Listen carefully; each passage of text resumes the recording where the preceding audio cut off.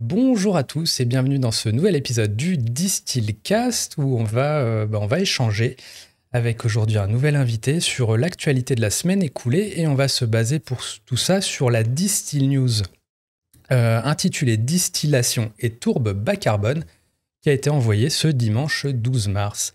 Et donc pour ceux qui découvriraient le podcast à cette occasion, je suis Frédéric Roginska, je suis distillateur consultant et éditeur donc, de cette newsletter et je serai accompagné aujourd'hui de Fabrice Jarlot de chez Rémy Cointreau qui va m'aider à commenter tout ça.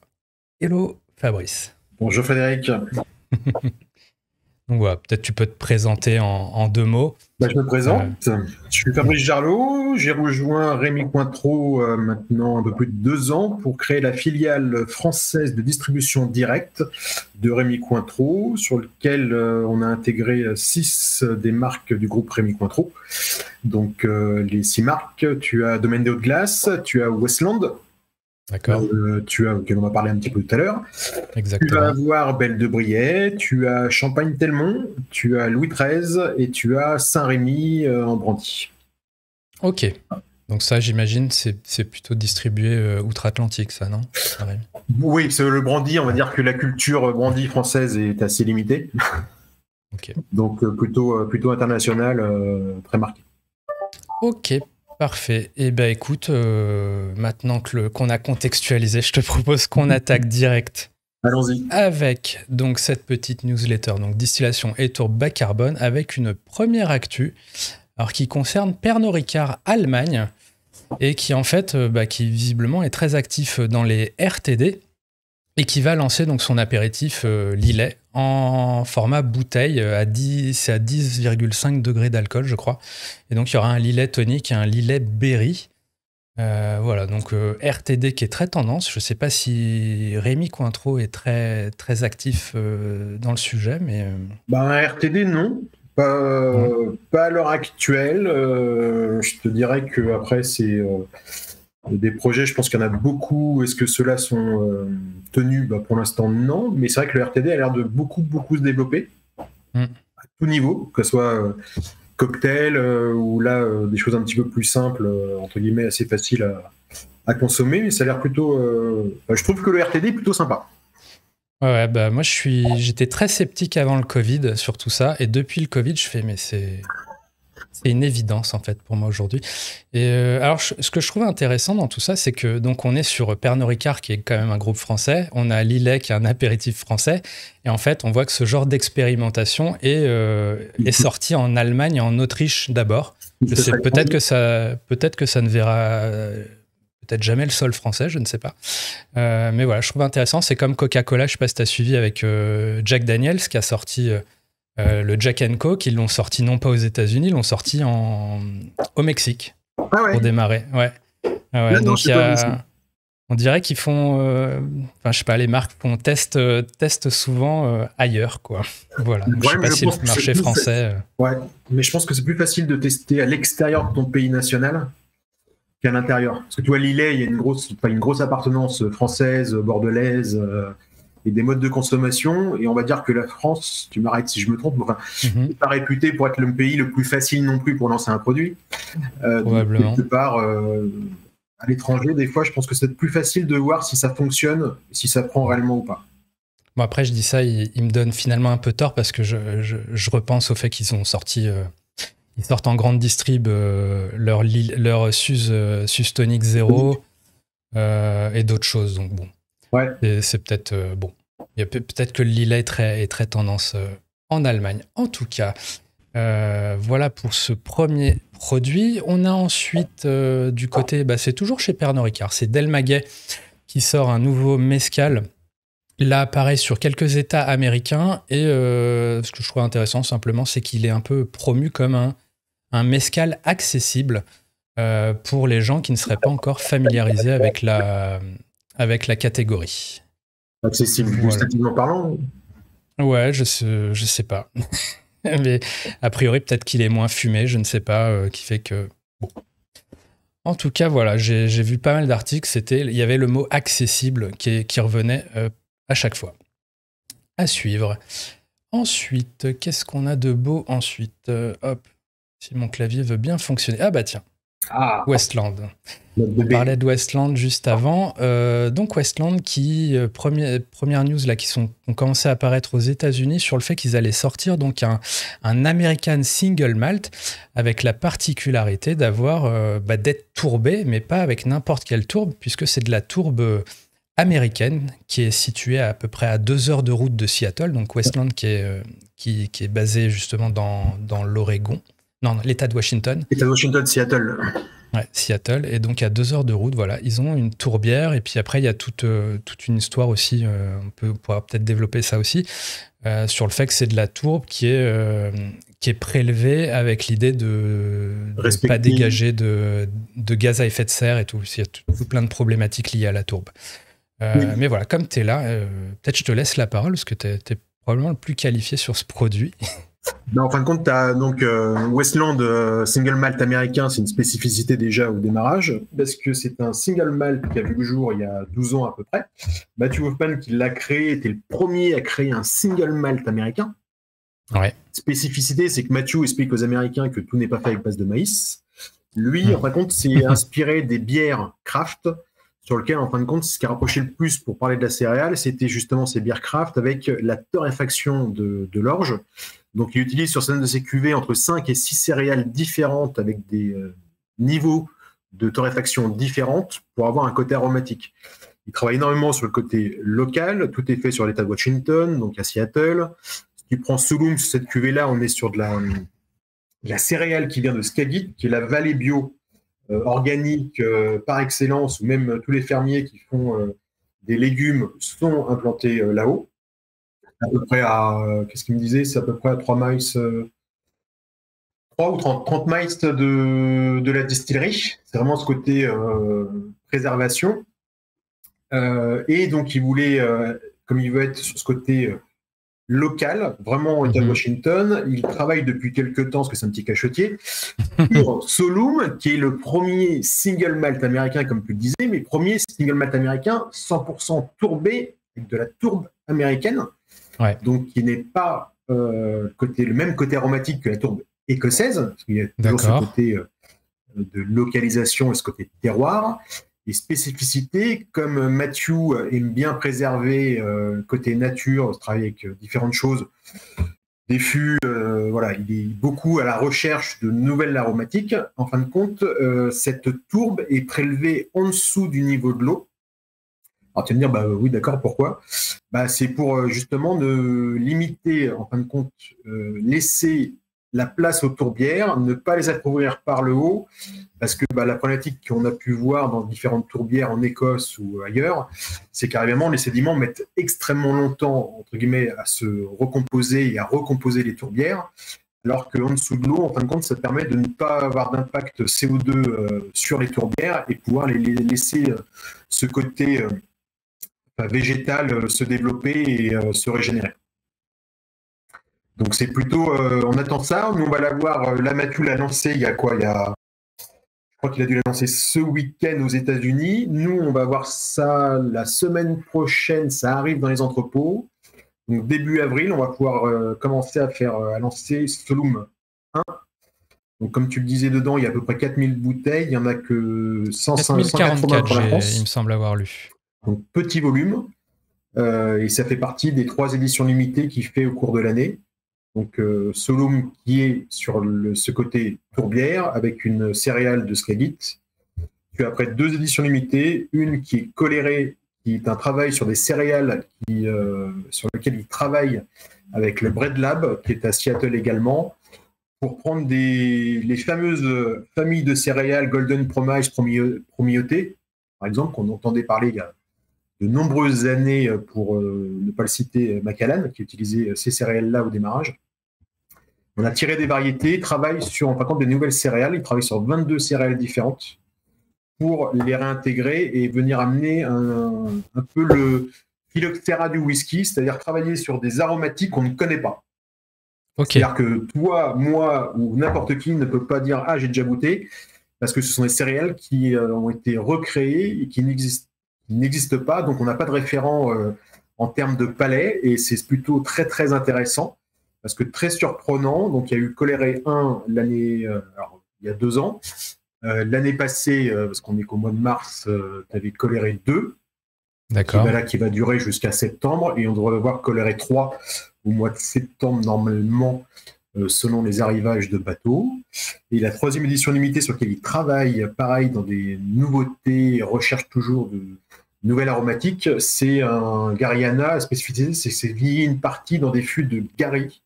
Le Gary est un chêne qui est protégé aux États-Unis. Il proliférait en 1850. Ils sont servis énormément pour faire de la construction, de la charpente, parce que c'est un bois qui est très très résistant. Très dur, ouais. Maintenant, il est protégé. Matthew en a replanté 800 l'année dernière, qu'il ne verra jamais. Pourquoi ? Parce que ça met 150 ans à devenir adulte. Ah, ok. Et que comme c'est protégé, il a le droit d'en acheter à condition qu'il tombe de vieillesse au sol. Ok. Donc, généralement, il en achète un, il fait 30 fûts. Et après, il attend qu'il y en ait un autre qui veuille bien rendre l'âme et tomber au sol. Et ça amène un côté aromatique qu'on ne trouve nulle part ailleurs, entre guillemets. Pareil, au lieu de garder les mêmes essences, lui, il travaille sur de nouvelles pistes. Ok.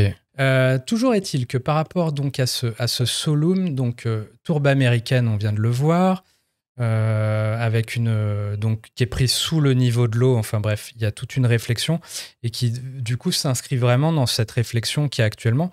Parce que je sais pas si tu as vu que au niveau écossais, il y avait une consultation actuellement qui avait été lancée justement pour interdire la vente de tourbe. Donc on voit qu'on entend parler de pénurie de tourbe, on voit des consultations au pays même qui est renommé pour ça.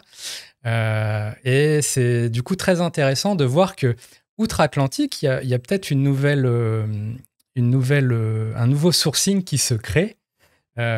Et avec déjà inscrit dans cette réflexion de comment le faire bien. Puis voilà, donc Westland, qui est donc pionnier sur la partie américaine single malt d'une part. Donc je pense qu'on verra plus tard comment tout ça est inscrit de manière légale au niveau du Trade and Tobacco Bureau, là où je sais pas quoi. Enfin bref, donc à suivre pour la catégorie, donc Westland qui, au-delà de simplement faire de l'American Single Malt, fait visiblement aussi de la tourbe, donc très très intéressant et très curieux de goûter. Donc dispo, on a dit début février potentiellement en France. Début avril, oui, pardon. Et qui d'ailleurs me fait réagir. On vient de voir juste avant Lillet qui sort quelque chose qui est français, qui le sort en Allemagne. Et là, on a quelque chose d'assez limité, 4044 bouteilles, et qui va arriver en France. Donc, j'imagine avec une allocation toute petite, mais bon, c'est toujours cool. Ouais, mais t'en as. De toute façon, t'as alors, ce qui est la spécificité de Matthew, c'est que lorsqu'il fait les éditions limitées comme ça, quand il les sort à Seattle, il me disait, grosso modo, il vend 500 bouteilles le premier jour. D'accord. Parce que tu as plein de clients de Seattle, il fait des single casks, il fait plein d'autres choses qui sont pas présents pour l'instant. Parce que ça arrive, il y a des single casks qui arrivent en même temps. Il fait plein de cuvées qui travaillent depuis qui ont des cuvées qui ont 7-8 ans. Ouais. Il fait d'ailleurs, il en a fait une qui a un partenariat avec Kraken, qui est l'équipe de hockey de Seattle. Ah oui, c'est vrai, j'avais relayé ça il y a quelques mois. Lui a le droit de faire des sponsors. Ouais. Et non, très intéressant. Et en fin de compte, tu as marché, tu as l'Allemagne, Belgique, je sais pas, Allemagne oui, France. Sur lequel il développe en fin de compte la distribution de Westland pour faire découvrir sur le marché européen les single malt. Et moi, tu vois, il y a 2 ans, quand on avait fait le premier Whisky Live avec Matthew, je lui dis, mais moi, j'ai goûté, je connaissais pas. Je vais te faire un peu, Westland, je connaissais pas du tout. J'ai goûté. Ça a sa propre ADN, sa propre identité, on va dire, dégustative. Et je lui dis, mais si tu as d'autres choses, moi, je veux bien avoir, même ne serait-ce que 6-12 bouteilles, juste pour jouer, entre guillemets, parce que je sais qu'il y a des clients qui sont très intéressés. Je dis, mais ce que tu fais est super beau. Et en fin de compte, voilà, donc de là, et on est découlé qu'il développe un petit peu sur le marché Europe. Ouais. Parce qu'il y a aussi une grosse clientèle single malt sur nos marchés. Ça peut être marrant. Et puis vu qu'on est sur une catégorie qui est naissante aussi, c'est bien de, même si c'est avec une dizaine de bouteilles, c'est bien de montrer qu'on est présent, qu'on fait partie de cette offre. Ouais. Et plus elle va se développer, plus il y aura de bouteilles. Donc autant être là dès le début. C'est clair. Voilà. Moi, je te propose qu'on continue avec d'autres produits. Qu'est-ce qu'on a en stock après? On a Springbank. Alors là, on change de registre dans la mesure où là, eux, ils sortent une petite collection d'édition limitée à 500 bouteilles. Bah, tu vois, on parlait de 500 bouteilles d'édition limitée, pour commémorer les 200 ans à venir de la distillerie. Donc voilà, donc on est sur quelque chose de plus ancien pour le coup. Donc voilà, donc ça démarre cette année, 500 bouteilles, il y aura une autre édition l'an prochain et ainsi de suite, jusqu'à 2028, la fameuse année des 200 ans. C'est une notion du tarif, non? Alors, je l'avais peut-être vu, je t'avoue. Je crois pas que c'était si cher que ça. Ouais, c'est beau ce mec. Mais il y a une petite subtilité, c'est au-delà même du prix, alors que du coup je voudrais pas dire de bêtises, mais c'est que ça va être par tirage au sort. Donc, tu t'inscris sur leur site, il y aura un tirage au sort, donc voilà. Donc j'imagine c'est aussi peut-être le signe que ça sera pas non plus excessif. Ouais. Voilà, et que tout le monde aura sa chance quelque part. Voilà, donc Springbank. Ensuite, on revient... Comment? J'ai jamais été chanceux au loto. Bon, il faut jouer pour gagner, quoi. C'est ça. Petit retour aux États-Unis avec cette fois le fondateur de Whistle Pig, qui a donc sa marque qui s'appelle Bacta Spirit et qui est plutôt spécialisé. Alors lui, il rachète des stocks d'Armagnac, il rachète des fûts d'Armagnac qu'il ramène aux États-Unis. Et il embouteille tout ça. Il a fait l'an dernier un truc qui était assez inédit, je pense. Il avait mis de l'Armagnac, il avait fini dans des fûts de hardbake, je crois, enfin des trucs tourbés. Ouais. Donc voilà, assez inédit. Et là, ce qu'il fait maintenant, c'est qu'il sort son premier whisky, le Bacta Bourbon, je sais pas quoi, 2013, et qui lui est fini du coup en fût d'Armagnac. Voilà. Donc on voit qu'il trouve plein de ressorts pour réutiliser les fûts qu'il a achetés. C'est beau, puis les Américains aiment bien l'Armagnac. Ouais. Bah là, je pense vraiment, c'est assez unique hein, pour le coup d'avoir un embouteilleur américain comme ça qui, en plus, ils se vantent d'avoir récupéré, je crois, un fût de 1800 quelque chose. Voilà, donc bon. Après, prestigieux. Il y a eu beaucoup d'affinages écossais qui ont été faits autour des ex-fûts de vin, entre guillemets, que ce soit distillé ou pas, mais ça peut pas être mauvais. Hein. Bah, je serais très curieux, ouais, effectivement. Ensuite, alors on change de registre, cette fois avec les rhums de cèdre, petit Tino, qui se lance dans la cachaça arrangée. Donc on avait les rhums arrangés. Petite nouveauté, là c'est les tichassa, avec 2 références donc de cachaça arrangé, ça titre, je crois, à 30 degrés d'alcool. Voilà, non, 36 degrés. 36 degrés. Plus précisément.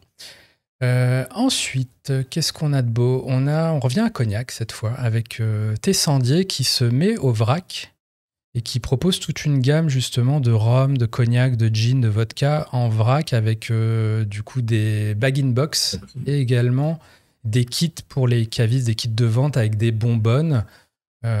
Donc voilà, donc Tessandier qui je sais qu'il y a l'explorateur du goût qui fait ça. C'est l'explorateur, ouais, c'est quelques-uns ils font maintenant. C'est vrai que c'est, je pense que ce qu'on a trouvé encore le support pour le faire, je suis pas certain. Ouais. Est-ce qu'on va le trouver? Oui, parce que je pense que toutes les maisons commencent à travailler dessus. Ouais. Et tu vois, c'est plus facile de le faire comme ça en B2B. Parce qu'après, tu auras le B2C. Le B2C, c'est un peu plus complexe parce qu'il faut que tu sois sûr que ce que vendent professionnel soit bien la marque qu'ils vendent, entre guillemets. Ouais. Et sur les cavistes, c'est vrai que c'est plus simple, entre guillemets. C'est comment arriver, quel support tu utilises pour pouvoir faire les recharges, qu'il n'y ait pas de problème en termes d'hygiène, et ainsi de suite. Ouais, c'est des bibs, c'est ça qui fait... ouais, c'est des bibs et il y a bag-in-box, tout à fait. Et il y a aussi un kit, tu vois, de bonbonnes en verre de 6 litres. Ouais.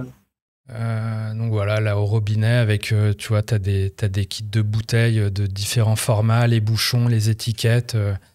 Bref, la totale pour embouteiller sur site, en gros, De toute façon, chez le caviste. ça va être ce côté, l'absence de packaging et on va dire les bouteilles ou les contenants réutilisables, c'est l'avenir. Ouais. Bah, je vois clairement que ça se développe de plus en plus, notamment évidemment dans le monde du bar, où c'est vraiment une évidence quand tu vides des dizaines de bouteilles tous les soirs, d'avoir ne serait-ce qu'un format de 3-4 litres et tu remplis des bouteilles à la limite pour avoir ton bac bar joli, quoi. Ouais. Mais ça fait sens. Après, effectivement, le côté distrib chez les cavistes, j'imagine, c'est un vrai challenge pour mettre le bon niveau, en termes d'inventaire chez le caviste. Ouais, puis vis-à-vis des douanes. Parce que Ouais, voilà. tu peux pas faire tout et n'importe quoi. Comme tu dis, niveau. Si tu te dis, non, mais moi j'ai acheté 20 litres, j'ai vendu, je sais pas, 10 bouteilles. Ouais, Ils vont me dire, oui, mais je comprends pas. Vous avez de la part des anges chez vous? Vous avez quelque chose? Donc, toi, c'est tout ça ou pour l'instant c'est à caler? C'est un peu. Bah, je voyais justement dans le communiqué de presse qu'il conseillait justement de toujours maintenir les bonbonnes à niveau pour limiter au maximum l'évaporation. Enfin, tu vois, il y a tout un process un peu pédagogique aussi à intégrer. Et effectivement, après, peut-être un casse-tête supplémentaire pour les douanes ou quoi. Enfin bref, ouais, je sais pas, à suivre. On a un client qui a ouvert comme ça, et en fin de compte, lui, propose des bouteilles plus beaucoup de vrac. Il y a de très très belles bonbonnes en verre. D'accord. Pareil, en fin de compte, tu y vas, tu fais de la recharge de ton produit, et ainsi de suite. Après, je sais pas comment il a géré en termes de douanier, et ainsi de suite, pour être sûr de ne pas avoir de soucis. Mais ça se développe, voilà, ça se développe énormément, ce que tu disais sur les bars également. Nous, de par cette fin d'année, on avait des petits problèmes de verre et on a fait au démarrage du dépannage en bidon 5 litres qui est resté parce qu'en fin de compte, les bars nous disaient non, mais c'est super, ça nous fait moins de verre acheté, c'est plus écolo, c'est plus RSE. Enfin voilà, ça coche toutes les cases. Ouais. En tout cas, à suivre, clairement. Bon voilà, je pense qu'effectivement on est amené à le voir de plus en plus. Alors je pense clairement ça touchera pas par contre l'enjeu sera pas forcément, ce sera pas la marque en fait. Hein. Clairement là-dessus. Non, mais t'as lié. Alors après dans le bar, c'est quoi? C'est EcoSpirit, c'est ça, non? Qui fait les recharges? EcoSpirit, ouais. J'ai vu, t'as une marque, comment il s'appelle, Belgnol qui a sorti une vodka no name, pareil pour le CHR. Donc voilà, là pour eux, ils ont clairement brandé le truc sur le côté. Bah c'est la marque un peu invisible qui va être servie, mais qui est là et qui sert à quelque chose, quoi. Ouais, faut juste arriver à contrôler ça entre guillemets, qu'on se retrouve pas entre guillemets dans certains autres pays où tu as une bouteille et puis ce qu'il y a dedans, c'est pas forcément ce qui est marqué sur l'étiquette. Exactement. Bah, avec les bouchons là qui empêchent qu'on remplisse et tout. Ouais. Ce serait dommage d'en arriver là. Clairement. Mais alors, pour le coup, j'ai vu une news qui est liée à Bacardi récemment là-dessus, où justement ils arrêtaient de faire ce type de bouchon justement dans une logique de réduction du plastique. Donc au final, on a un peu tout qui se s'entrechoque. Ouais. De toute façon, toi, tout le monde, de la logistique, du carton, de l'emballage, de la carafe ou de ce que tu veux, tout le monde travaille dessus pour voir comment diminuer son impact RSE, diminuer l'impact coût, parce que de toute façon, quand tu vois tous les coûts qui explosent dessus, tout le monde cherche, que ce soit la personne qui fait des cartons et des emballages, essaie de trouver des cols naturels, essaye de trouver des appros en bois recyclé et ainsi de suite. Donc, on va trouver. Hein. Ouais. Exactement. On va casser quelques œufs, mais c'est comme ça qu'on... Ouais, c'est...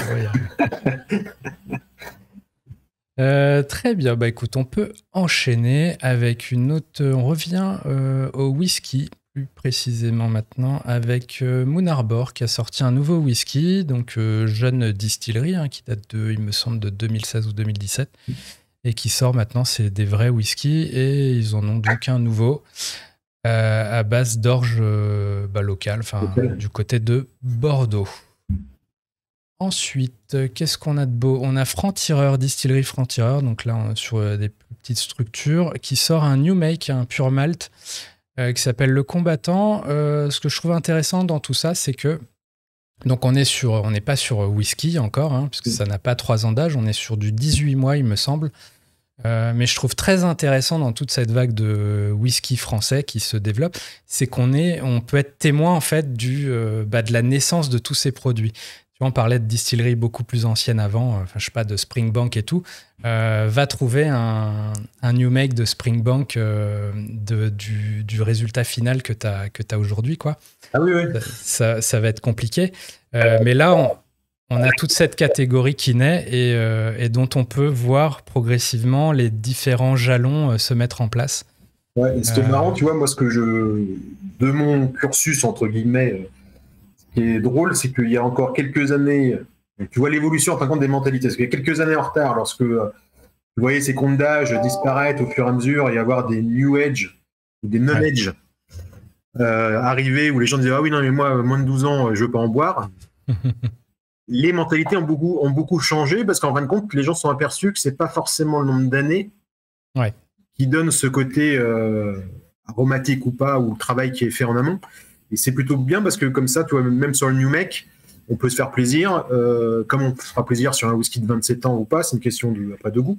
Mais il y a encore quelques années en arrière, quand tu sortais, je sais pas, un 3 ans d'âge, on disait que bah oui, mais non. Alors que maintenant, grosso modo, tu peux avoir des choses, même à 1 an ou 1 an et demi, qui sont extrêmement bonnes. Ouais, ou même en Écosse, ça s'est beaucoup plus développé aussi par rapport à peut-être parce qu'il y avait moins de stock des non-age statements, ce qui fait que ça devient moins l'enjeu. J'ai le sentiment aussi qu'il y a peut-être un peu plus de pédagogie. On réalise que ça dépend aussi du type de fût. Enfin voilà, qu'il y a différents types de vieillissement. Là, on voit, enfin je sais pas, moi qui suis plutôt qui ai une affinité avec le whisky américain, tu vois, l'enjeu il est pas du tout sur l'âge vu que tu es sur du fût neuf et tout. C'est un autre paradigme. C'est pas aussi la même météo, hein, tout simplement. Hein. Quand tu vieillis dans le Kentucky ou quoi, c'est pas pareil qu'en Écosse. Non. Donc en fait, il y a tous ces. Et puis la France, c'est un peu, je sais pas, peut-être au carrefour de tout ça. On fait du fût neuf, du fût vieux, du fût de vin, du fût. Enfin, bah tiens, le Moulin Arbour avant, c'est le paradigme, c'est les fûts de vin, quoi. Ouais. Donc il y a. L'histoire, elle est ailleurs, quoi. Je pense.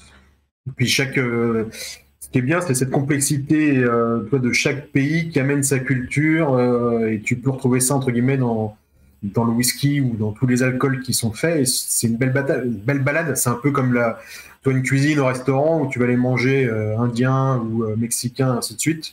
Tu vas goûter un peu du patrimoine national. Et là, tu l'as en fin de compte sur un spiritueux, que ce soit tout à l'heure, tu parlais du mezcal, qui sont des eaux de vie qui sont absolument splendides.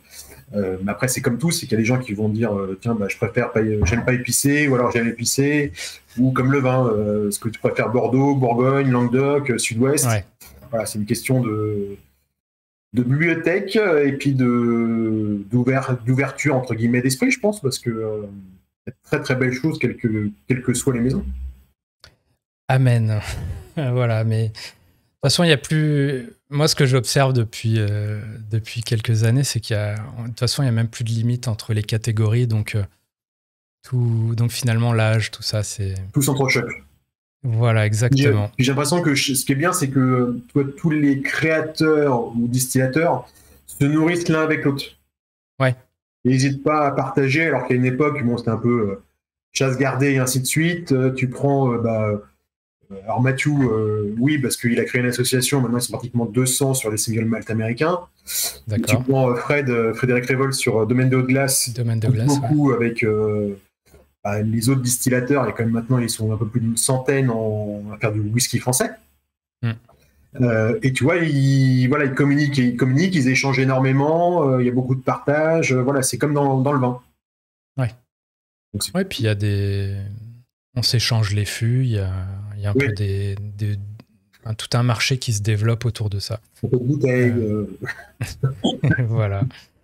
Je te propose qu'on continue avec. On va revenir à Rémi Martin, tiens, avec je monte ça, avec une nouvelle. Bon, là, c'est pas le produit qui est innovant, c'est plus c'est la bouteille qui est Là, t'as une édition limitée. Dire, mais c'est quoi?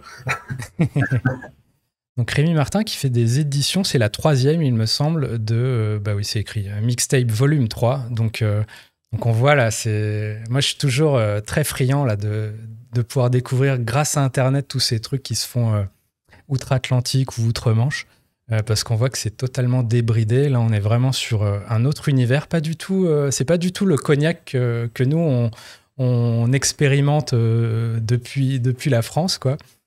Et voilà, donc simplement une bouteille en édition limitée pour Rémi Martin avec des jolis clips vidéo animés, quoi. Ouais. Et c'est encore, comme tu disais, c'est encore plus frustrant quand tu es en interne parce que tu vois, moi qui fais du bar et ainsi de suite, quand je vois les pubs alors, de Rémi Martin ou ainsi de suite, mais quand tu vois les spots, tu dis putain, mais c'est super. Et tu sais pertinemment que toi, tu ne la verras jamais parce que tu ne peux pas, parce qu'on est naturellement que là qui nous l'interdit. Mais en fin de compte, c'est là où tu vois aussi l'évolution, parce que tu prends le marché, que ce soit asiatique ou américain, alors asiatique, on ne dira pas, mais américain, tu vois, sur ce côté cognac qui est extrêmement bu par des jeunes clients. Ouais. Alors qu'en France, on reste quand même sur ce côté très de cognac. Ah oui, non, mais alors c'est mon père ou mon grand-père qui buvait ce genre de produit. On n'arrive pas à s'en sortir. En plus, moi, je suis un grand amateur de cognac, mais depuis l'âge de 19 ans. Donc, c'est pas une question de vieux ou pas vieux. Et voilà. Bon, on progresse, je pense, quand même, grâce aux bars qui se développent. Oui, non, mais t'en as. De plus en plus, c'est travaillé, remis au goût du jour. Tu as beaucoup de maisons de cognac qui se développent, et puis tu as vu beaucoup de jours de maisons de cognac nouvelles, entre guillemets. Hein. Et c'est vrai qu'après, le marché français reste un tout petit. Ouais, c'est 95% ou 98% qui part à l'export de mémoire. Le marché français, c'est entre 2 et 5 selon les années, et ainsi de suite. Voilà, donc c'est clair. Mais je sais pas si tu as vu un petit collectif qui s'appelle La Nouvelle Vague, qui justement cherche à justement reconquérir un peu ce public français en leur représentant aussi des choses un peu nouvelles, quoi, qui sortent aussi on va dire des trois gros, NC, Martel, Rémi Martin, Courvoisier, tout ça. Et voilà, bon, moi je suis plutôt très optimiste, mais bon, à suivre, ça va prendre du temps. Mais... Pour moi, c'est comme le vin, c'est une question de... Tu vois, le contrario qu'il peut y avoir, c'est que dans le whisky, tu vas avoir des arômes qui sont assez... Alors, les arômes principaux, moi, je parle... vont être facilement identifiables par n'importe quelle personne. Ouais. Alors que dans le cognac, alors déjà, si tu prends des jeunes versus des plus vieux et ainsi de suite, bon, c'est pas la même intensité. Mais c'est comme dans le vin, il te faut un petit peu plus de connaissances pour pouvoir appréhender ce panel aromatique qui est moins flagrant. Ouais. Mais tu te fais autant plaisir. Pour moi, je me fais autant plaisir dans un whisky que dans un cognac. Maintenant, je pense que c'est un peu juste le leitmotiv sur les cognacs, c'est que les gens ont besoin d'avoir un petit training au préalable, tu vois, comme dans l'univers vin où quand tu commences, je parle en ce qui me concerne, moi j'ai commencé le vin, tu vois, 19 ans, 18 ans, je trouve, ouais, bof, voilà. C'est le palais, je pense, évolue au fur et à mesure du temps, et après, tu aimes ou tu n'aimes pas, mais tu te construis ce palais, ce côté aromatique, et tu retrouves des arômes. Et c'est vrai que dans le cognac, que ce soit grande marque ou petite, t'as plein de petites marques qui font des trucs, mais qui sont splendides en cognac. C'est juste, il faut juste passer le pas et dire de goûter. Tu vois, tu le mixes, juste tout bête, tu mets du cognac avec du ginger ale ou des choses de ce type-là qui sont très faciles à boire et puis en plus low alcool, c'est super bon. Ouais, c'est... Mais peut-être qu'on est un peu bloqué aussi. On se dit, je sais pas, c'est gâché peut-être. Je sais pas, il y a peut-être un espèce d'inconscient comme ça les deux. qui fait qu'on se crée des barrières aussi nous-mêmes. On veut, puis après, ah oui, mais c'est un XO, donc c'est vieux, et voilà, c'est un mix entre les deux, et puis ça reste de la grappe. Donc c'est toujours plus cher que du grain, entre guillemets. Donc, voilà, mais Orsnake, voilà, c'était ça que je cherchais, Orsnake. Ah oui, ok. Très très bon Orsnake. Très très sympa, effectivement. Bah écoute, on reste dans le cognac et on va parler d'un cognac très cher probablement. C'est Larsen qui va fêter ses 70 ans et qui a fait une bouteille. Donc ils ont une bouteille en forme de drakkar hein, avec des origines vikings et tout. Et là, c'est serti d'or 24 carats. Donc voilà, donc bon, peut-être pas en Horseneck celui-là, je sais pas, mais peut-être même qu'on l'ouvre pas ou je sais pas. Pas sûr, ou alors tu récupères l'or. Ouais. Enfin, voilà, des petites collabs, mais je pense qu'ils aussi participent à cette image du cognac très précieux et qu'on n'a peut-être pas envie de bousculer, je ne sais pas. Mais Ouais, bon, puis je pense que c'est ce qui fonctionne aussi dans les pays étrangers. Hein, c'est qu'ils ont, ouais. je pense qu'ils sont plus sur un niveau haut de gamme que sur un niveau mainstream sur les cognacs. Bah après, pour le coup, si c'est pour le marché asiatique, effectivement, c'est réalisé avec un artiste chinois. Donc, donc cherche pas. Je pense que la boucle est bouclée. Et voilà. Son carafe, en plus, je pense que ça va être prévendu, entre guillemets. Donc, c'est Larsen Cognac. Ensuite, qu'est-ce qu'on a de beau? On revient en France. Bon, on était en France, mais côté breton cette fois. Avec Maison Duthier qui a lancé un. Alors, leur truc, c'est le chanvre. Voilà. Et ils ont une gamme de gin, il me semble. Et là, ils ont sorti une nouveauté qui est une boisson spiritueuse à base avec 2 déclinaisons, donc aromatisées, mais c'est à base de rhum. Et avec dedans du chanvre, qu'est-ce qu'il y a? Chanvre, pomme, café et noisette. Et on en a un deuxième, chanvre, orange, sanguine et cacao. Voilà, donc petite curiosité comme ça, créative. Et bon, une espèce de rhum aromatisé, rhum épicé. Je ne sais pas comment je pourrais le qualifier exactement, mais façon gin aussi. T'as goûté, non? Non, j'ai pas goûté. Mais voilà, donc il y en a vraiment pour tous les goûts. Ensuite, qu'est-ce qu'on a vu de beau? Ah oui, on revient un peu au RTD et avec, je sais pas si t'as connu Sunny Delight. Oui, ça me faisait penser quand je vois Sunny Delight, je suis merde, c'est le vert. Voilà, donc même cette marque qu'on connaît pour, je sais pas, des espèces de jus d'orange ultra sucré, même eux se mettent au hard seltzer. Et j'étais tombé sur ce tweet assez amusant du mec qui dit What's next Nesquik White Russians. Pourquoi pas. Mais voilà, il y a vraiment clairement qui n'a pas son hard seltzer aujourd'hui, du moins sur le marché américain, c'est assez fou.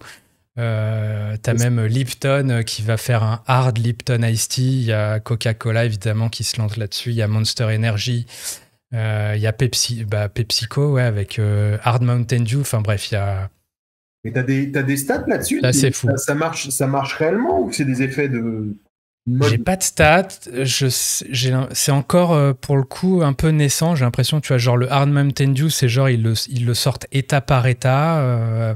Donc je pense que même expérimente. Mais tu vois qu'il y a plein de projets comme ça chez Coca-Cola, chez PepsiCo. Enfin, tu vois, faire du hard Lipton Iced Tea, ça va exister. Je sais pas. Alors pour le marché américain, peut-être qu'il y a, un vrai truc, quoi. Ouais. Mais c'est marrant parce que tu vois, on parlait juste avant de tout ce mélange. Maintenant, on a les softs qui deviennent hard, les hard qui deviennent sans alcool. Enfin, tu vois, il y a le whisky dans des fûts d'Armagnac, des Armagnac dans des fûts d'Islay. Enfin, tu vois, il y a tout. On fait de la tourbe aux États-Unis. Il faut suivre. Chacun essaye de trouver son Eldorado et d'aller chasser sur les terres des autres, voir ce qui est possible ou pas, ce qui fonctionne, ce qui ne fonctionne pas.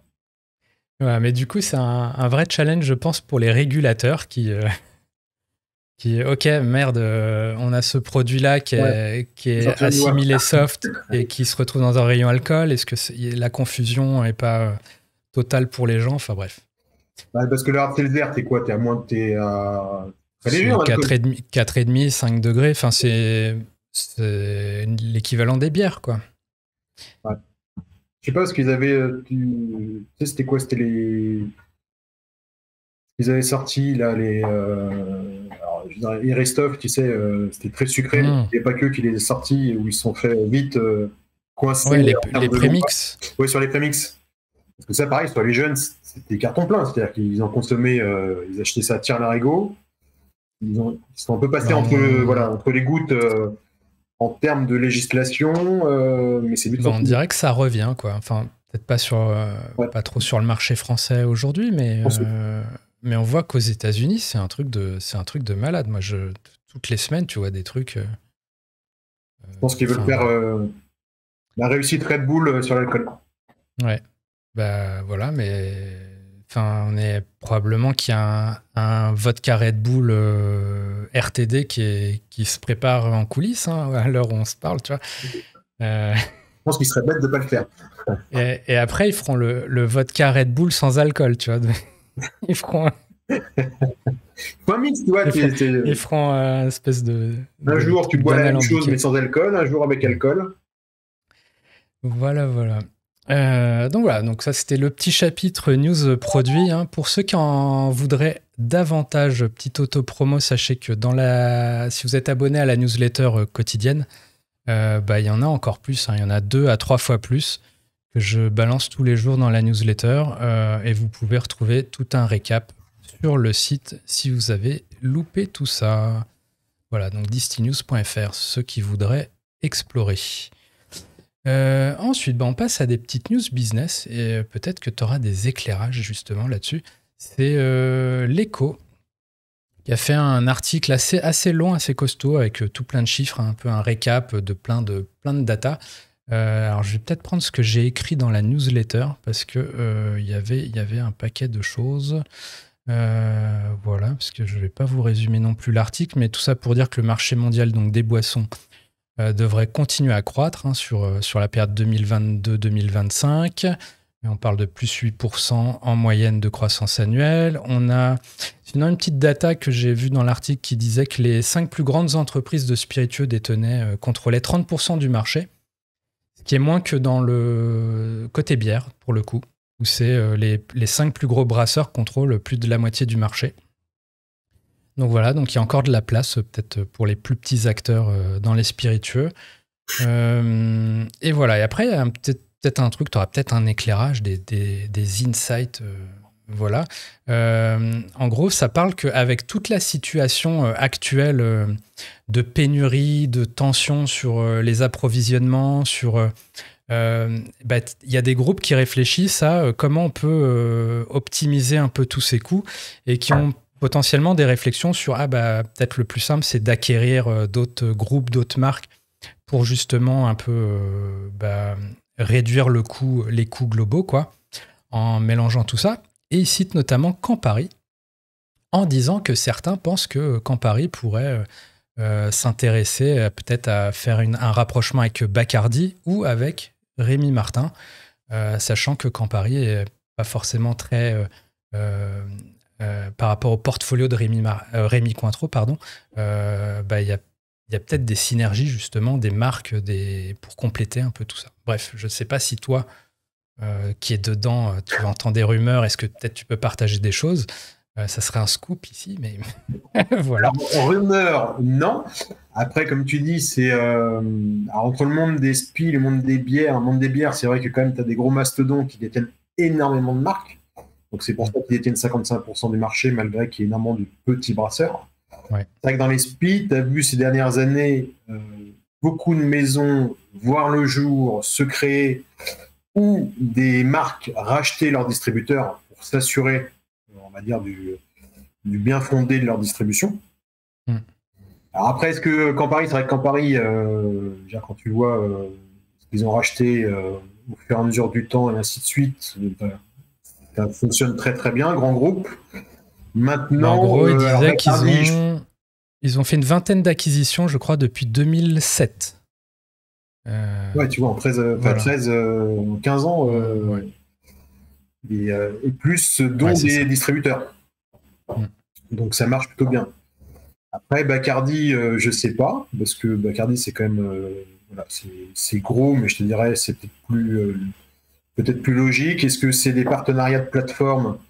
Tu vois, Rémy Martin, Rémy Cointreau, il y a quelques années, tu avais des Juventure qui étaient Elixir Trio 10, qui étaient Bacardi, William Grant et Rémi Cointreau. Après, tu as eu Bacardi s'en est retiré. Après, tu avais William Grants, Rémi Cointreau. Après, les deux sont séparés. Nous, tu vois, on a créé, la famille a voulu, parce que nous, on reste un groupe familial, ce qui, des fois, fait un peu la différence. Et en fin de compte, nous, pareil, dans les idées, c'était de se dire, le groupe, on est limité en termes de volume.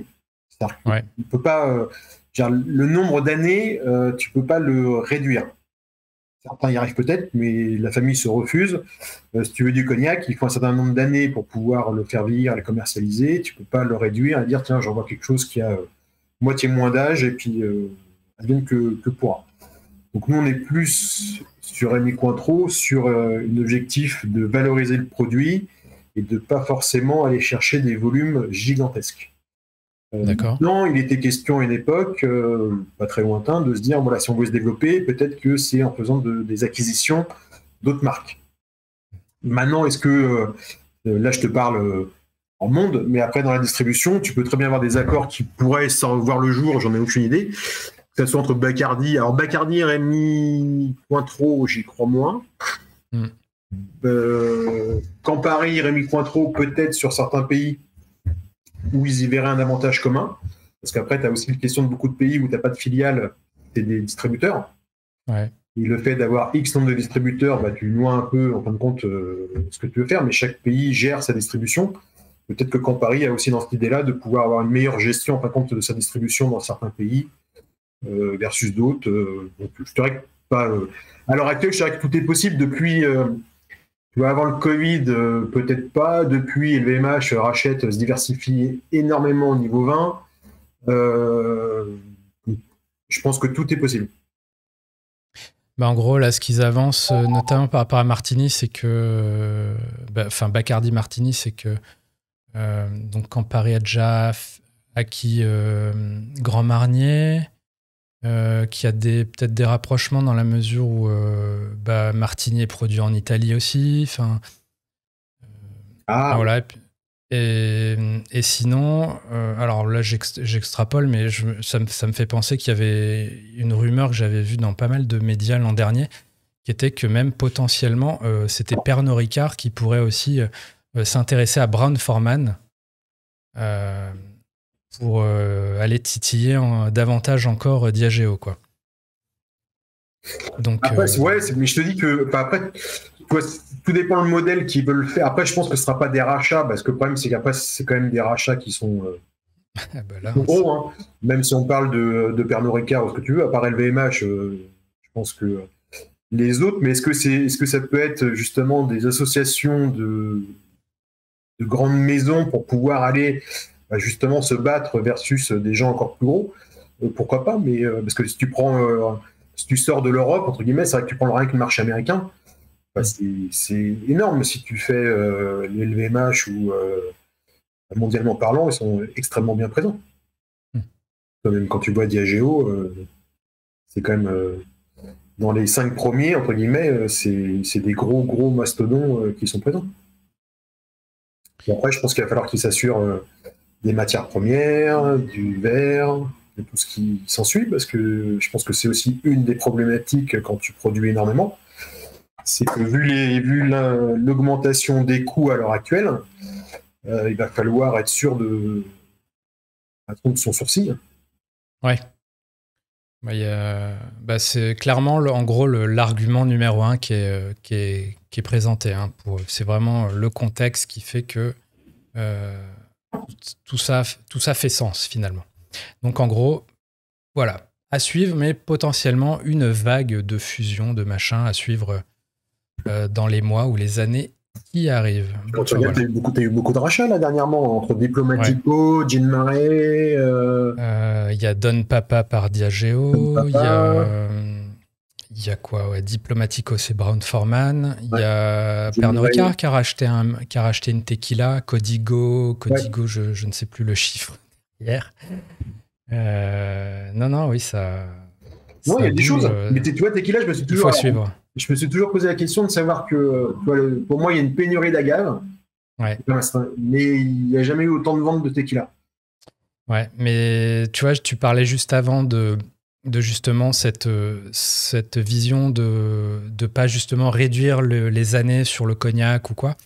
C'est à contrario ce qui se fait justement dans la tequila où visiblement on cueille les piñas, les agaves avant, enfin de plus en plus tôt justement pour suivre. Mais clairement, oui, là tu vois pas mal de signaux pour dire que ouais, il y a de la demande, mais les agaves, va leur falloir du temps hein, si Non, on mais veut. toute la problématique, c'est qu'il faut laisser du temps au temps. C'est que ça, tu pourras jamais le remplacer. Enfin, tu vois, c'est bête à dire, mais alors d'un autre côté, il y a une grande course qui se fait, mais à un moment, il va falloir que tout le monde calme à tous les niveaux, parce qu'on se rend compte que de toute façon, ce n'est plus. Tu vois, toutes les entreprises, nous compris, on a des gros engagements RSE parce qu'on y croit et parce qu'on a aussi une ADN bio dans le groupe et ainsi de suite.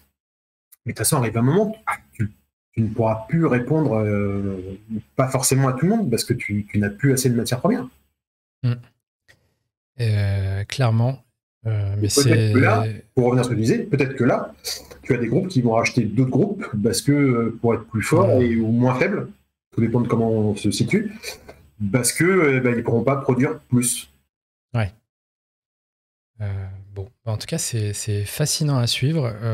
Mais je pense que c'est un peu la trame de fond là, de tout ce qu'on discute depuis tout à l'heure, c'est qu'il y a des forces qui s'affrontent entre RSE, mais en même temps croissance du marché. Enfin, comment tu faire du vrac, mais comment tu le mets en place. Enfin, c'est fascinant.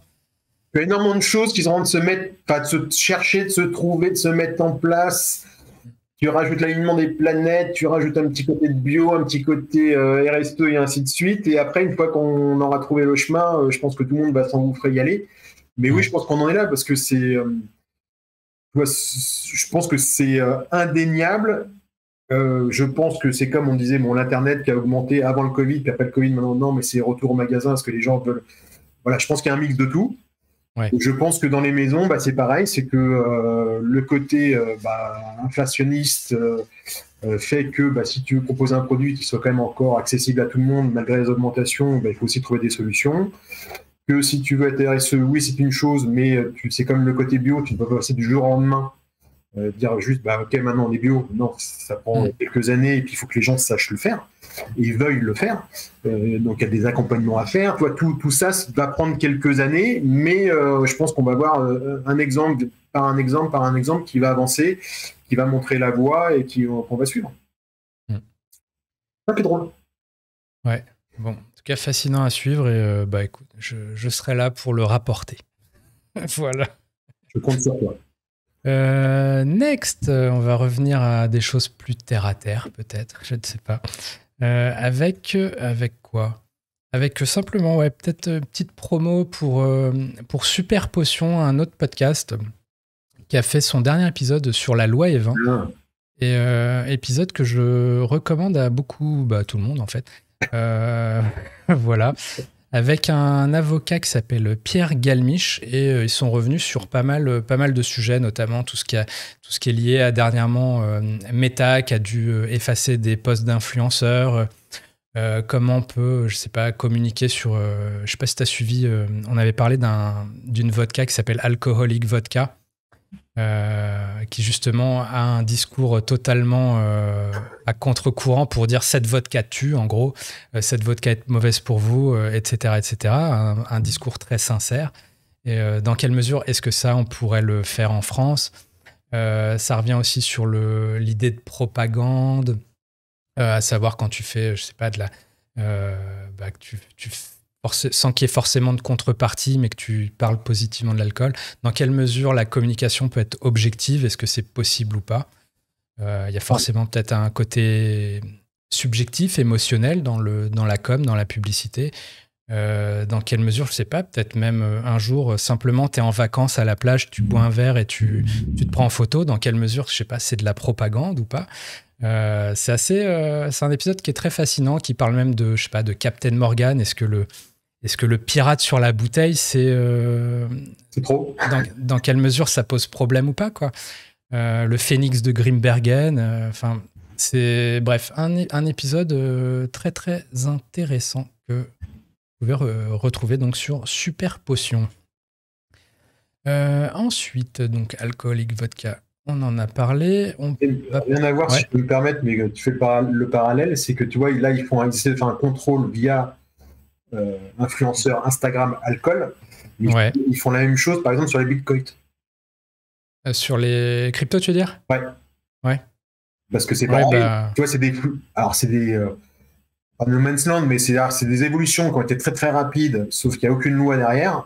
Et ils s'aperçoivent qu'il faut qu'ils fassent quelque chose parce que dans tout nouveau média, des gens s'en servent à mauvais escient, d'autres bon. Mais ils essayent de contrôler pour justement que les gens se fassent pas non plus arnaquer ou qu'il n'y ait pas une grosse propagande pour dire oui, l'alcool, buvez-en tous les jours au petit déjeuner jusqu'à la fin de la journée, c'est très très bon. Ou la crypto, voilà. C'est sans risque. Oui, mettez toutes vos économies, mettez votre PEL et vous serez riche dans un an. Ne le faites pas. Mais en parlant de PEL, tiens, justement, ça m'amène à ma news suivante. C'est Whisky Advocate qui fait, je crois, tous les mois un petit récap des plus grosses enchères dans le whisky. Et voilà, donc quelqu'un a peut-être craqué son PEL justement pour s'offrir ce petit Macallan Distill Your World New York pour $200,000 au mois de février. Un peu plus que le PEL. Voilà, donc là oui, il faut plus que vider le livret A et tout. Voilà, en deuxième position, on avait un Bowmore à $102,000 avec flacon qui est designé par Aston Martin. Assez stylé, là, le Arc 52. Ouais. Et puis après, on a encore du Macallan, un Macallan qui est tout le temps là, quoi. Donc voilà, peut-être un investissement plus intéressant, je ne sais pas. Enfin bon, après moi... je pense que c'est meilleur que la crypto. Hein. Ouais. Après, alors, tu vois, la question que je me suis toujours posée, c'est... Alors, ça s'achète, a priori. Hein. Ouais. Après, tu vois, ces bouteilles-là, je serais curieux de voir, à la finale, tu vois, les Black Bowmore, les White, toute cette génération de produits élitistes et qui vont devenir une raréfication absolument magnifique. Ouais. Je serais de savoir où elles sont entreposées, est-ce qu'elles sont bues, est-ce que c'est de la la spéculation, ouais, de la spéculation dessus, je sais pas. Parce que tu dis quand même, il y a tu vois, 550 000 euros là, c'est très beau, hein. Et puis il en faut, ça fait partie de l'aura de la marque et ainsi de suite. Et c'est une très très belle réussite, que ce soit Bowmore, que ce soit Macallan ou toutes ces maisons-là. Mais après, tu te demandes, je peux te voir le musée où elles sont enfermées. Ouais. Pareil, ouais. Je sais pas. Moi, pour le coup, je suis assez... Je trouve ça assez triste quand même, tout ça. On oublie finalement... j'ai l'impression que c'est plus l'objet ou l'étiquette que tu achètes. C'est plus... finalement, peu importe ce qu'il y a dedans. Ça compte pour l'histoire du produit, mais si ça n'est jamais bu, finalement, peu importe. Alors, c'est tout si tu veux le parallèle avec le vin, pour en avoir vendu pendant quelques années, c'est tout le parallèle qu'il y a aussi dans le vin, où justement, les maisons de vin, les grandes maisons de vin, pour ne pas les citer, ne veulent justement pas, alors même si, c'est comme tout, hein, c'est que tout le monde en joue, mais on ne veut pas y être trop. Ils veulent que leur vin soit bu à la finale. Ouais. Ils ne veulent pas que ça soit juste de la thésaurisation, parce que c'est pas bon. Et je pense que dans les maisons de spi, c'est pareil, c'est qu'il faut un peu en avoir, ce côté raréfication et ainsi de suite, mais il faut que les gens le consomment. C'est tout. Mais là, entre guillemets, la fabrication de ces produits-là est faite pour être bu et se faire plaisir et donner du plaisir, entre guillemets, entre amis, en buvant ce produit-là. C'est pas du placement dans un coffre-fort. Bon, après, c'est un bon support marketing, peut-être. Ouais. Finalement, pour tout le reste des produits qui, eux, vont être vendus et bu, potentiellement, ou alors encore plus être victime de spéculation. Mais voilà. C'est comme les grosses voitures, sauf que tu as quelqu'un qui l'achète et qui la conduit réellement. Ouais. Pour rester dans le sujet enchères, j'avais parlé il y a peut-être 2-3 semaines d'un Middleton Very Rare très intéressant parce que c'est un assemblage de 40 millésimes de Middleton Very Rare. Donc, ils ont pris de chaque année, de 84 à 2023, une fraction. Ils ont tout mis dans une bouteille. Et ça a été vendu sur une plateforme, justement, qui est un peu dans toutes ces délires blockchain, qui s'appelle Blockbar. NFT. Et ouais, NFT. Et du coup, c'était mis en vente à 130 000 $. Et simplement pour conclure là-dessus, c'est que ça s'est vendu littéralement en 2 secondes. Voilà, donc il y avait une bouteille, tu as l'article là qui explique que ça a été mis en vente à 10h du matin, mais en gros à 10h et 2 secondes, ça y est. Quelqu'un avait lâché les 130 000 $ et voilà. Et est propriétaire du NFT qui correspond à la bouteille. Du NFT.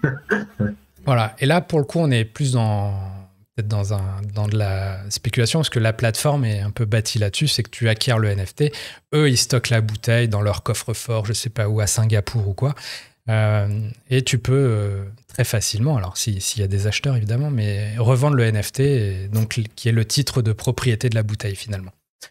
Voilà. Tu es l'heureux possesseur quand même de la bouteille, c'est pas que du NFT. Ah oui. En fait, le NFT, c'est un contrat inscrit dans la blockchain qui dit que tu es le propriétaire de la bouteille. Donc tu as le choix, soit tu dis à la plateforme je veux récupérer la bouteille physique, et donc tu brûles, on dit brûler le NFT, et tu reçois la bouteille, il te l'envoie quoi. Ou alors tu dis ok, conservez la bouteille dans vos coffres, moi je garde le titre de propriété, mais comme ça c'est beaucoup plus liquide entre guillemets, puisque je peux le revendre. J'ai juste à céder le NFT et c'est celui qui acquérera le NFT qui deviendra de facto le nouveau propriétaire de la bouteille. Et qui aura lui-même le choix de récupérer la bouteille ou de continuer, et potentiellement à chaque fois le prix augmente ou baisse. Moi, ce qui m'a toujours fait peur de ça, c'est que, alors pas cette société-là, mais c'est-à-dire quelqu'un garde quelque chose pour toi, la personne fait faillite ou il y a un changement et compagnie, comment tu fais pour t'assurer légalement parlant de récupérer ton bien? Là, c'est... Oui, ça, de mon côté, terrien. On est peut-être dans des aspects un peu flous, mais la promesse de la blockchain, finalement, c'est que c'est un registre qui est infalsifiable, qui est éternel. Donc, si dans la blockchain, c'est inscrit que tu es propriétaire du NFT qui correspond à ça, enfin, tu as tous les termes du contrat dedans, tu as une espèce de preuve absolue que on te doit l'objet en question. Et après, j'espère que toutes les maisons qui collaborent avec la plateforme s'assurent que effectivement tout est. Enfin, tu vois, il y a Blockbar, il y a Patron qui a vendu des trucs dessus, il y a Artbeg qui a vendu dessus, il y a. Mais tu sais, je te dis ça parce que ça me fait penser. Tu veux léguer un peu d'argent à tes enfants, pour les gens qui ont de l'argent. Ouais. Tu as 130 000 €, bon, mais tu achètes ça entre guillemets, tu donnes le NFT à tes enfants. Ouais. Ça peut être intéressant entre guillemets. Ah bah oui. Là, en fait, ça t'élimine plein d'intermédiaires, ça qui est génial. Moi, je suis assez. Je crois beaucoup à tout ça. Peut-être que demain, tu pourras acquérir ton appartement via un NFT et tu n'auras plus toutes ces démarches avec notaire, avec tout ce côté administratif, parce que tu pourras céder le NFT de ton logement au nouvel acheteur, et ça sera ça qui fera foi que tu as cédé la propriété. Peut-être que ça peut bouger tellement de choses au niveau bancaire aussi. Tu vois, tu feras un prêt et il y aura un contrat comme ça qui dit que tu dois tant à telle condition et peut-être à tant de personnes. Enfin, le champ des possibles est assez fou quand tu réfléchis. Et pour le coup, la Blockbar, je pense, c'est la plateforme la plus intéressante qui a mis en place ça sur les spiritueux. Parce qu'après, on voit qu'il y a quand même beaucoup de plateformes qui te vendent, je sais pas, des fractions de fûts en vieillissement, machin. Ouais. Et où là, potentiellement, il y a peut-être des trucs un peu plus border, où en fait, t'es propriétaire de rien du tout, Oui. tu verras jamais. Quand il va, il n'y en a plus parce que Ouais, voilà. parce que non, il y a eu une part des anges et puis on a tout vendu. Ouais, là. Ouais, non, Enfin, mais bref, c'est pour ça, je pense que il y a des choses, tu peux bien les caler entre guillemets, mais je pense qu'il y en a d'autres où si tu passes, voilà, déjà si tu gardes ça pendant 30 ans chez toi et que tu as vraiment ce qu'il faut, je pense que tu as intérêt à être hyper calé en back-office pour ne pas perdre des informations et avoir tout ce qu'il faut. Oui, bah, t'as ta petite clé du NFT, quoi. Ouais. Faut pas perdre le mot de passe, en gros. C'est toi qui est le. Faut pas se faire hacker sur l'ordinateur. Voilà. Après, tu as des systèmes qui font que c'est impiratable, quoi. C'est juste la seule défaillance, c'est toi qui perds le code, c'est toi qui. Je sais pas, tu l'as noté sur un bout de papier et tu as un dégât des eaux, et puis, enfin, tu vois, une bêtise comme ça, quoi. C'est dommage. Enfin, bref. On pourrait faire tout un sujet là-dessus. Ensuite, pour finir un peu toutes ces news business, simplement pour dire qu'il y a le DISCUS, la Distilled Spirit Council of the United States, qui a publié un rapport sur les résultats donc, des exportations américaines en 2022. Donc, écoute, tout va bien. Voilà. Puisqu'on est pareil, hein, il y avait la Fédération des vins et spiritueux française qui avait aussi publié. Donc, en gros, c'est des années records en ce moment, 2022. Avec des bonnes perspectives. Donc là, pareil, on va peut-être pas trop s'embêter là-dessus en podcast, mais si vous voulez en tout cas retrouver le rapport complet, il y a évidemment le lien dans la newsletter. Voilà, je sais pas si toi, tu as des commentaires particuliers là-dessus, mais bon.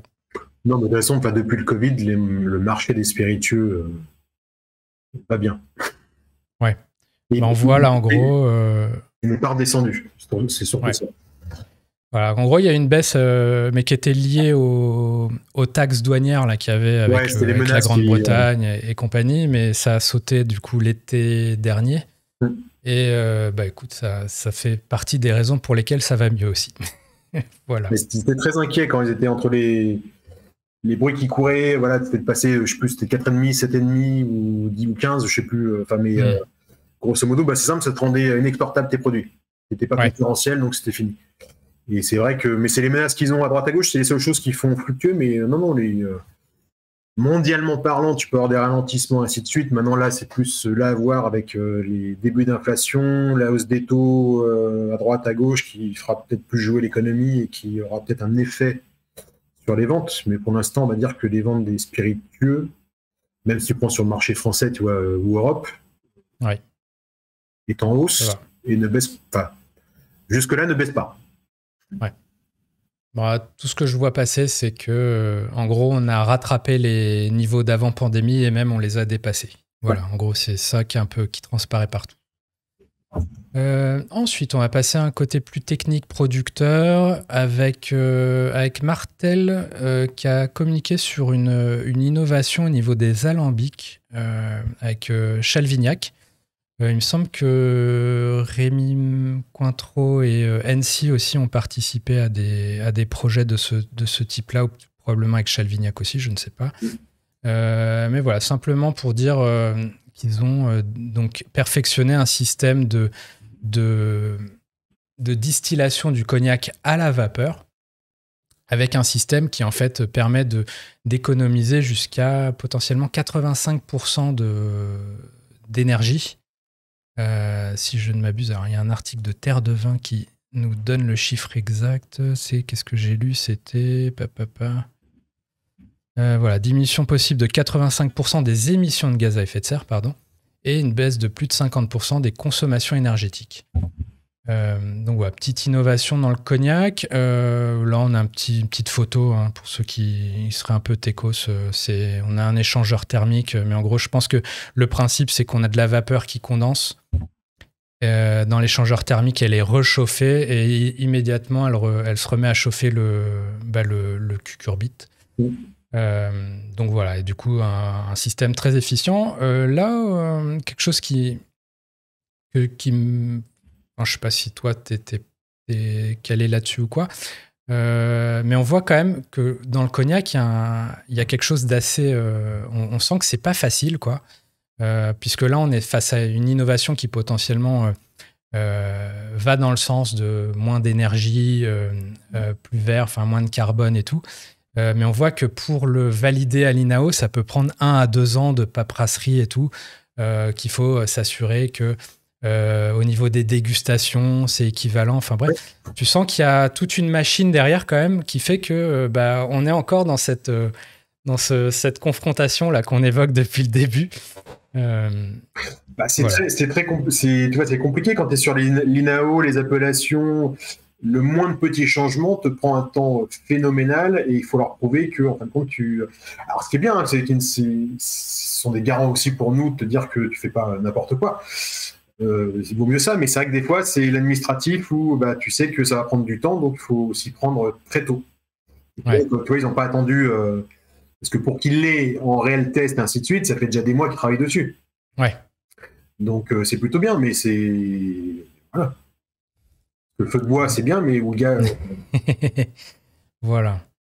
Donc, à suivre, en tout cas. Espérons que ça se développe et se débloque. Voilà. Tu vois, l'avantage chez nous, je parle en France sur les appellations, ça te protège d'un côté gustatif et d'une certaine qualité. Alors que t'as peut-être ailleurs des endroits où tu parlais du maguey où voilà, on fait vieillir moins longtemps. Allez, c'est pas 2 ans et demi, c'est 6 mois. On distille, on envoie, merci, au revoir.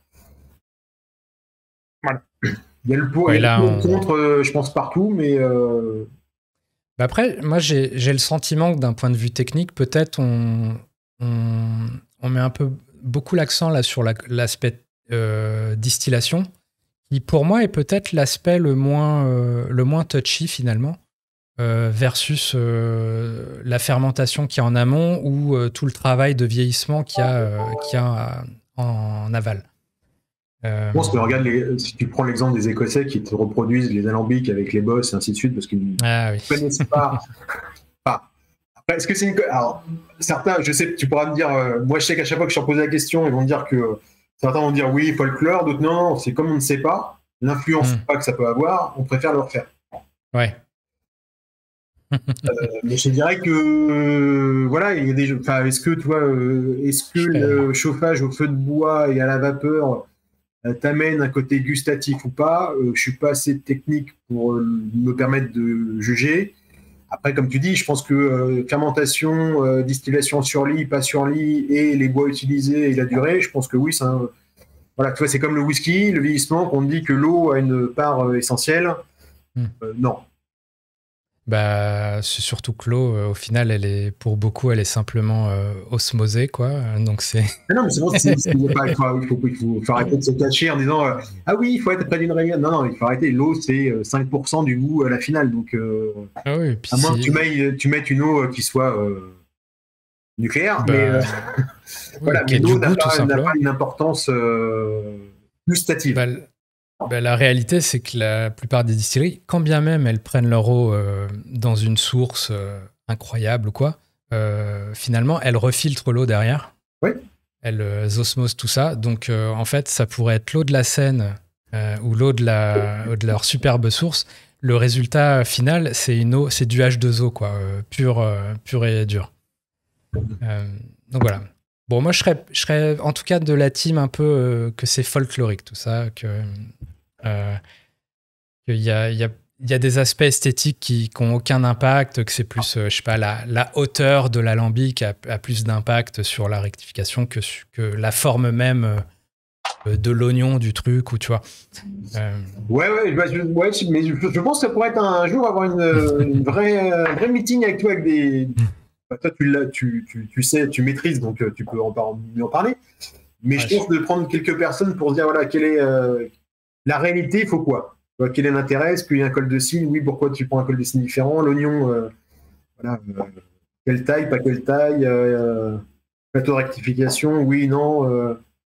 En fait, c'est que d'un point de vue purement pragmatique, quand tu produis, tu réalises qu'il y a tellement une infinité de facteurs que, en fait, tout ce travail que tu as comme ça de réflexion, on va dire, tu vas peut-être limiter les incertitudes Mais il y a quand même, enfin, tu vois, ta récolte de raisin, elle est comme ci ou comme ça change.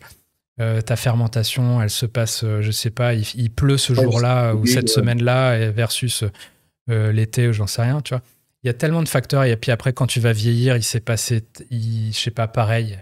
Oui, Il a fait très humide, il a fait très sec, il a fait ceci, cela. C'était canicule, pas canicule. c'est compliqué dessus. Du coup, avec quelle certitude à la fin tu peux dire oui, c'est parce que j'ai fait ça que ça a ce goût-là. Moi, j'aurais pas cette prétention en tout cas. Non. Et je trouve que c'est ça aussi qui est beau. C'est finalement d'accepter que tu maîtrises pas tout et que tu vas avoir c'est ces incertitudes-là qui vont faire que bah, ce lot-là est cool et au final. Et après, quand t'es. Voilà. Et pareil, quand tu fais du gin, bah, tes épices, tu maîtrises pas non plus forcément tout le sourcing. Donc, c'est tellement de choses. Et le seul truc que tu peux faire, c'est quand tu as une grosse unité de production, c'est que vu que tu vas pouvoir produire de la quantité, tu vas pouvoir annuler les différences en faisant de l'assemblage. Oui. Voilà. Ouais, ce que j'allais dire, parce qu'en plus, on parle de ça, mais là, on va dire les seuls qui vont voir la différence, ça va être pour des single casques ou des millésimés ou ainsi de suite, parce que tout le reste, c'est de l'assemblage. Ouais. Tout le but de l'assemblage, c'est d'avoir un produit qui soit identique d'une année sur l'autre, avec quelques évolutions aromatiques au fur et à mesure, mais qui ne se voient pas. Donc, quelque part, même si tu as des petites différences d'une année sur l'autre, le but de l'assemblage, bah, c'est d'homogénéiser la globalité. Ouais. Donc, à moins que tu veuilles faire 5 distillats par an identiques pour voir l'influence de l'été versus de l'hiver, de ta sélection de baies d'une année sur l'autre, un peu comme les sardines millésimées. Ah oui, c'est vrai que ça existe, ça.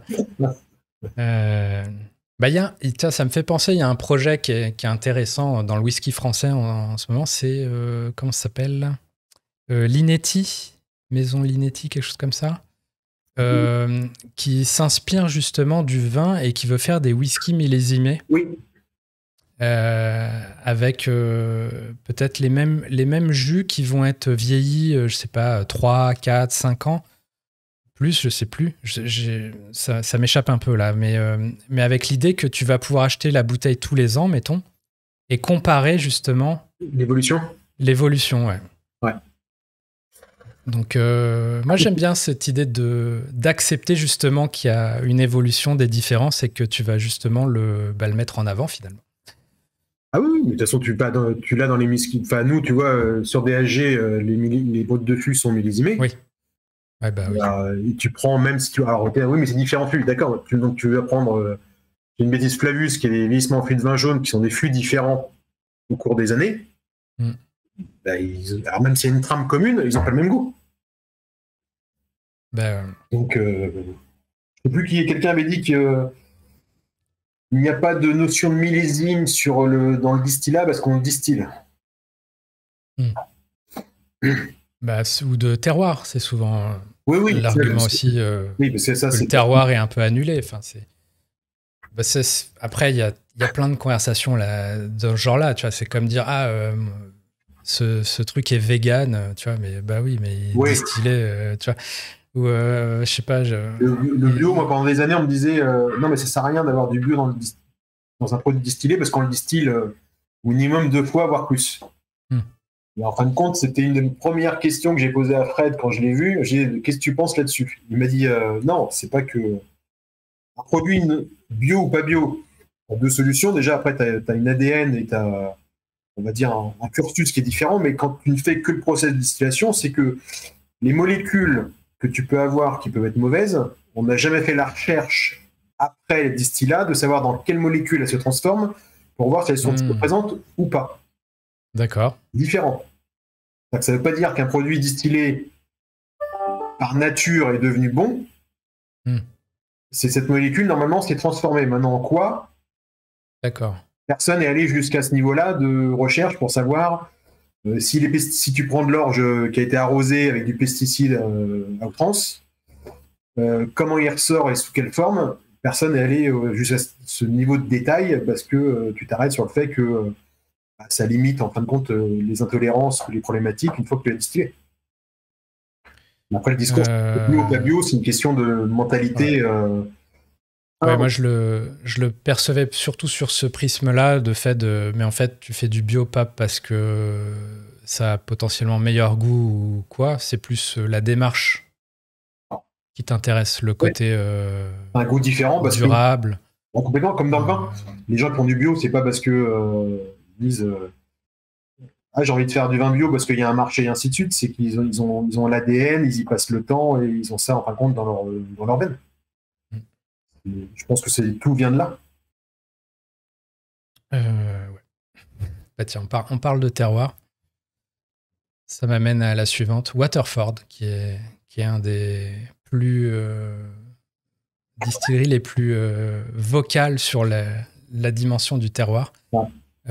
Qui a levé 45 millions pour développer encore plus tout ça, et avec l'intention donc plus particulièrement de développer le marché américain.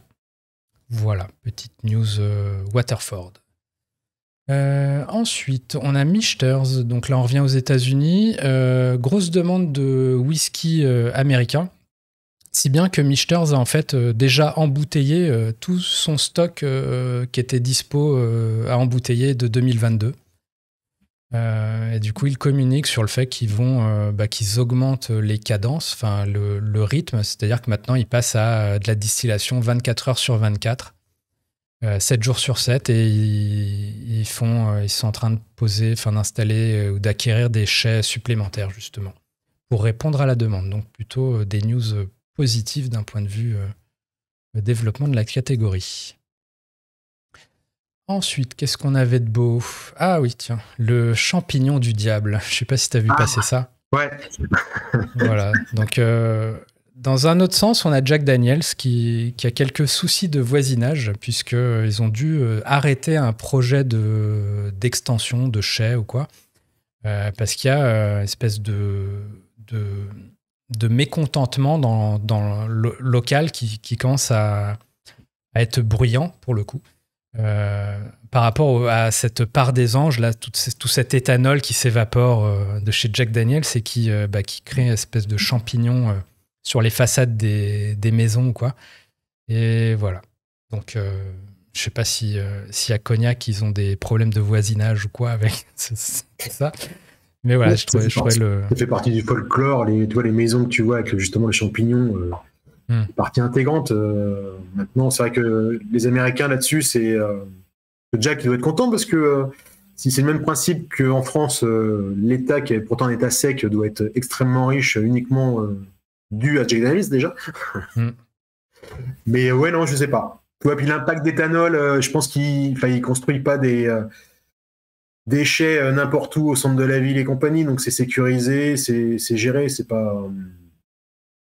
Bon. En tout cas, petit coup d'arrêt visiblement, donc à voir, mais je connaissais pas l'expression de champignon du diable jusque-là, donc voilà. On peut penser au côté mormon, c'est... Ouais. Petite news bar ensuite avec Licori Delle Sirene qui organise sa compétition de bartender, de cocktail. Donc voilà, c'est un peu la saison, il y a énormément de compétitions qui s'organisent. Donc ça, c'est Edon Distribution qui distribue cette marque en France. Petite compétition, voilà, avec un petit voyage en Italie en perspective. Voilà, j'ai vu qu'il y avait Cointreau qui avait fait son challenge aussi tout récemment. Cointreau, Rémi Martin, pareil, qui a fait le sien. Ouais. Donc, bon, bref, si vous êtes bartender, en tout cas, c'est pas les compétitions qui manquent. Hein. Qu'est-ce qu'on a de beau ensuite ? De toute façon, on arrive un peu vers la fin, hein, je rassure les gens tenus jusque-là. Bientôt fini. En tout cas, c'est passionnant d'étudier tout ça. On revient à un sujet un peu moins évain, on va dire, mais avec Don Julio, simplement, qui a lancé une tequila rosado. Il y a peut-être un trend là-dessus en fait, c'est de la tequila qui est finie en fût de Porto Ruby, qui lui procure cette couleur rose. Et simplement, ils ont fait un petit spot de pub pour annoncer ça. Voilà, le genre de choses, évidemment, que vous ne verrez jamais à la télé française. Il va sans dire. Ça va cartonner. Voilà. Donc Don Julio. Un autre style, on revient à Jack Daniels, qui a fait un partenariat avec une compagnie qui s'appelle Indian Motorcycle et qui produit en fait 177 motos à l'effigie de la marque. Et le petit truc fun que j'ai noté dans l'article, c'était que la peinture qui a servi à peindre les motos, elle contient du Jack Daniels. Voilà, donc le petit gimmick rigolo, je trouve. Voilà. Donc, on ne manque pas de créativité hein, dans toutes ces collabs. Voilà. Et puis, pour finir, petite news agenda, c'est ce week-end, c'est le Lyon Whisky Festival. Voilà, c'est sa 3e édition, il me semble, ou quelque chose comme ça. 4, je crois, non ? Ouais, bon, en tout cas, là, c'est depuis 2018, mais avec le Covid, ça a dû avoir un petit temps d'arrêt. Tac, tac, tac. On a déjà fait 2, donc je crois qu'on a dû en avoir une avant, donc ça va être la 4e, je pense. Donc voilà, donc c'est ce week-end, là, 18 et 19 mars. Donc si vous êtes à Lyon, voilà. Samedi, dimanche. Exactement. Et pour conclure un peu d'auto-promo, j'ai mis normalement, simplement pour dire, j'ai un autre podcast, Bottlefield Show. On a fait un petit épisode sur la personnalisation avec un exemple de Oaken Eden où tu peux faire ton petit whisky un peu custom, quoi. Tu choisis le degré, tu choisis quelles céréales ont été utilisées et l'aromatisation. Voilà, ou pas. Donc voilà, donc ça, vous pouvez retrouver ça sur Bottlefield Show. Pareil, pour dire qu'il y a évidemment le replay de l'épisode précédent, pour ceux qui voudraient rattraper ça. Donc maintenant, Distil News, donc dispo en version vidéo et audio pour discuter de tout ça, comme on vient de le faire, avec Fabrice pendant probablement pas loin 1h30 facile. Donc voilà. Je sais pas s'il y a une news particulière qui a retenu ton attention, évidemment, à part Westland Solum. Moi, je baigne dedans. News qui a retenu mon intérêt, non, la peinture avec le Jack. La peinture avec le Jack, ouais. C'est vrai que c'est des petits gimmicks comme ça, moi, ça m'amuse toujours. Voilà, peut-être qu'elle sent bon, cette moto. Est-ce que tu peux lécher ta moto ? Je sais pas. Bon, on le déconseille, en tout cas, a priori. Ouais, je suis pas certain dans les. C'est une marque de moto indienne ou c'est l'Indiana, la célèbre c'est la marque qui s'appelle comme ça, Indian Motorcycle. Motorcycle, je pense que c'est une marque américaine, tout simplement. Ça ressemble un peu à une Harley. Exactement. Donc, une bonne grosse moto. Américaine. Pas être à la portée de tout le monde, je crois que c'est bon. Et puis, elle doit coûter $25 000, il me semble, de mémoire. Voilà. En tout cas, merci beaucoup de m'avoir accompagné sur cet épisode. Voilà, j'espère que les petits soucis techniques là, du début n'ont pas trop pourri l'épisode. Merci en tout cas à tous ceux qui nous ont suivis jusqu'au bout. N'hésitez pas à repartager, à liker, à faire tout ça, à nous dire peut-être en commentaire quelle news vous avez apprécié le plus. Donc voilà, donc on rappelle en tout cas actualité immédiate pour Fabrice et ses marques. C'est donc Westland qui arrive début avril avec de la tourbe américaine. Donc même s'il y a peu de bouteilles, je pense que on va essayer de goûter ça. Avec grand plaisir. Voilà. Frédéric. Merci beaucoup. Et à très vite pour le prochain épisode. Et n'hésitez évidemment, vous pouvez retrouver toutes les sources de toutes les news qu'on vient de voir là sur distilnews.fr. À très vite. Ciao, ciao. Ciao, bonne journée.